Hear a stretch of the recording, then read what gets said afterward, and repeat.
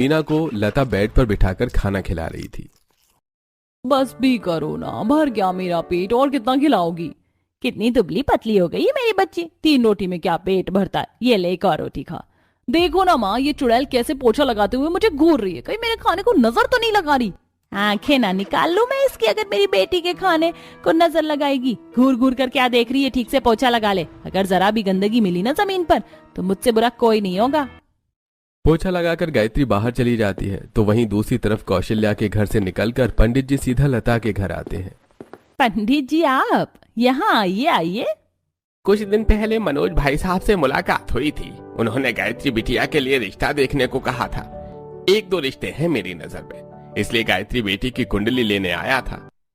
क्या ही फायदा उस मनहूस का रिश्ता देखने का, पैदा होते ही अपनी माँ को खा गई, न जाने ससुराल जाकर किसे खाएगी।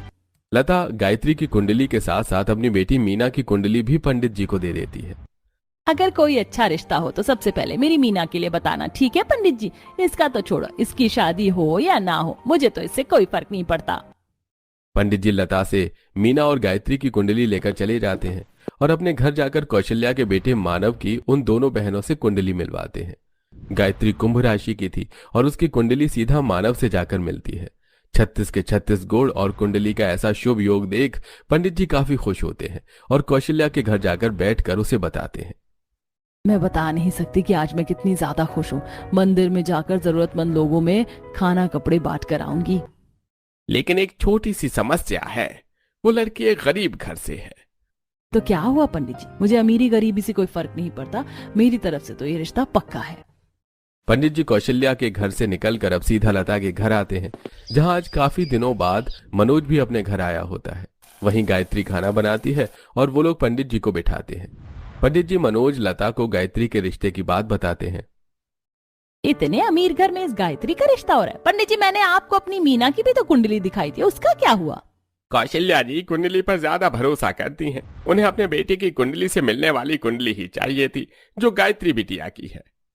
कुछ भी करिए और गायत्री का रिश्ता तुड़वा कर मेरी मीना का रिश्ता लगाइए। ये तुम क्या कह रही हो?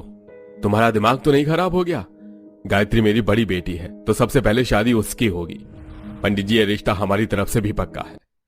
सौतेली बेटी का इतने बड़े घर में रिश्ता लगने पर कौशल्या मन ही मन काफी ज्यादा जलती है और आज वो गायत्री को अपने कमरे में बुलाती है।